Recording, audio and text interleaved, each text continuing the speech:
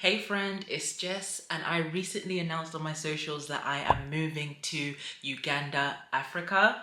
And firstly, I just want to say thank you so much for all the support, encouragement, excitement. Like, it's really got me so excited. And then also there were so many questions. So in today's video, I'm going to do a Q&A about my move to East Africa. So let's just get right into it. So the first question was, when are you going? So literally this coming weekend, like in 6 days time. So this time next week, I'm gonna be living in Uganda, like mind blown. How long will you be out there for? So I'm gonna be there for 5 months. Why did you choose this specific research topic? So if you don't already know from that video, I'm going to Uganda to do research with NHS Global Fellowships and Ministry of Health, and it's going to be in perinatal mental health. And so I didn't actually choose this research topic. On the NHS Global Fellowships like websites, or if you Google it, so if you're interested in, if you're part of the NHS, you don't have to be a doctor and you want to do research, then Google that. And then there's different countries and different topics. My passion is psychiatry, so that's why I chose this. My research background is actually in dementia, so old age psych. So perinatal mental health, working with young women, is going to be completely different to my research background. But my job in foundation program, I was actually on the adult acute psych ward. So I guess, yeah, I've worked with young women before in terms of psych, but I haven't worked with pregnant women. I haven't. And I've not done any research into perinatal mental health, so I'm very excited. What made you take this next step in your career? So it was actually an acquaintance, a friend that sent this in my DMs, because she knows that I come from East Africa. She knows that I'm like an academic clinician, so part research, part clinical, and she knew that I was taking a locum year, so like a gap year basically after my foundation program, and she said to apply for it, and I did. And I think you can see from my previous video when I was saying to F3 or not F3, so I was trying to decide to take a career break or not. And there's this book called The Pathless Path, which is basically about how a lot of us think about career just in a trajectory of going upwards and becoming as senior as possible. But the Pathless Path is a different mindset as to where you follow your interests as you go along and what piques your interest. And that book literally changed my life and changed how I think about my career. So this is me exploring my interests, doing something different, because why not? And you know, I come from East Africa. I've only ever been there, well, when I was a baby, before I was like in nursery, I went to live there for like 3 years. But as an adult, I've never lived there. I've only ever gone on holiday. So I also really want to do this because I want to know what it's like to live in Africa, because we all know, as well, me personally, but I think as a diaspora, we obviously love the motherland. I love Africa. I'm a Pan-Africanist, but, or should I say, and being on holiday there and living there might be completely two different things. So that is something also why this project is so important to me, because I want to see what is it like living and working there. So, and then I got some more questions, really interesting ones, of what is the male versus female role when it comes to child rearing. So where I'm going to be, it's going to be in more of a rural town, more Muslim society. So, and not village, it is a town, but from the pictures I've seen, it's giving village, but I'll let you know. So I think it's going to be more traditional.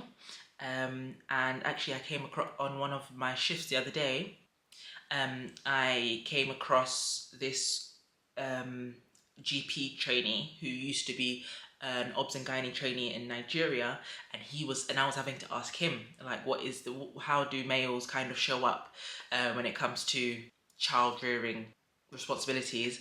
And he was saying that probably throughout Africa it's more kind of seen as the woman's issue. It's still going to be more traditional in terms of the males. The fathers are more hands off, and the fathers to be are more hands off. But once I get there, I'll be able to know more, because right now it's just kind of like my speculation and prediction. What are the local beliefs around birthing, healthcare for mum and baby? And what are the customs, rituals around birthing that may help or hinder health? So, um, these are great questions, and I'll answer with what I know. But now, what I know, because there were some fellows there before and they wrote a report. So I think some of the things that might help, and me being in East Africa myself, so just what I've seen.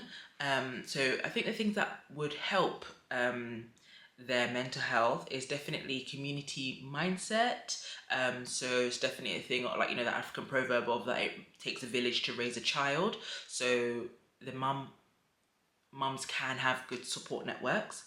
At the same time, saying that in Uganda, there's a high teenage pregnancy rate. So of course, if you are younger and perhaps poorer, then maybe you might not have that same support network that a mum in their 20s in a marriage might have. In terms of mum and baby, the emphasis is more on baby. So the mums might present later on in pregnancy, and after pregnancy it's just they'll come to the hospital so that the baby will be able to get vaccinations, but not necessarily is there a focus on how is mum doing, am I happy, am I healthy. So I think that those are some of the beliefs.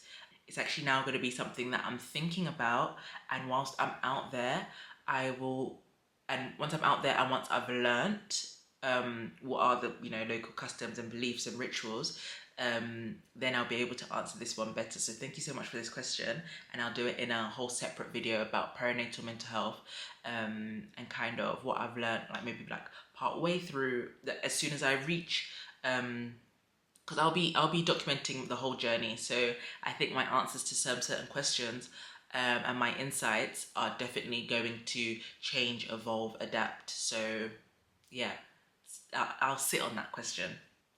Okay, what are you most looking forward to in Uganda? So as I said, like just living there, like I'm low-key apprehensive, scared, is that the word? Because it's just gonna be something completely new. Yeah, keeping my mind open, and I'm ready for the like true experience of Uganda. The things I'm most looking forward to, one thing is the organic fresh fruit and veg.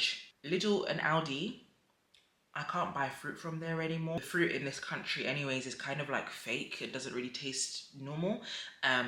So, and I've been doing this whole organic thing for a while. So just to be somewhere where all the food is just fresh and organic, and nourishing, I'm very much looking forward to that.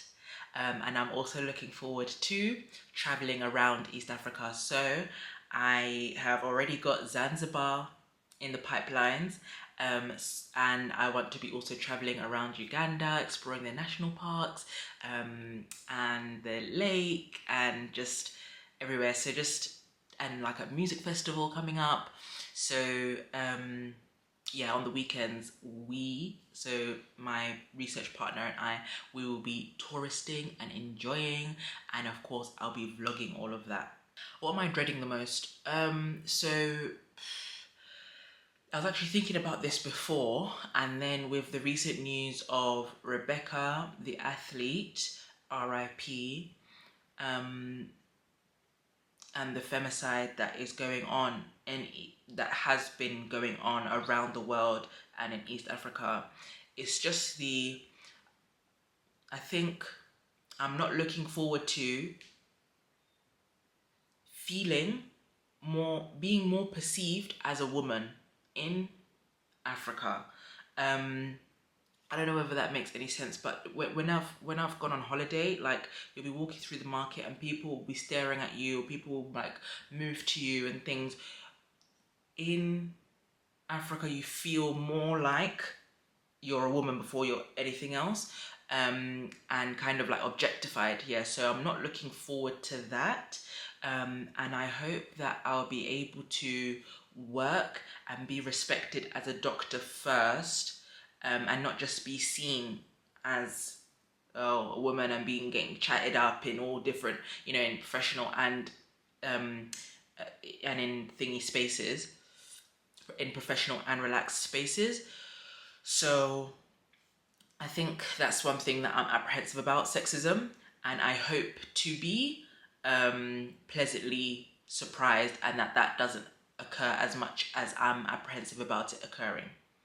And if there's any women that live in Uganda or East Africa or any other African countries that have advice or thoughts about that, then I'd love to hear them in the comments below. And will you be traveling to any other countries during your stay? Yes, flights are more expensive than what I thought that they would be sometimes. So that's a bit of a barrier. But yeah, definitely planning to travel around the country and to neighboring countries, and I will vlog all of that, of course. And I will just be vlogging my whole journey out there and my insights and how my project is going, the highs, the lows. So please make sure that you are subscribed so that you can join this journey with me. Comment below any further questions that you have or any ideas of videos you'd like to see from me, and like if you like this video, and I will see you in the next one. Bye.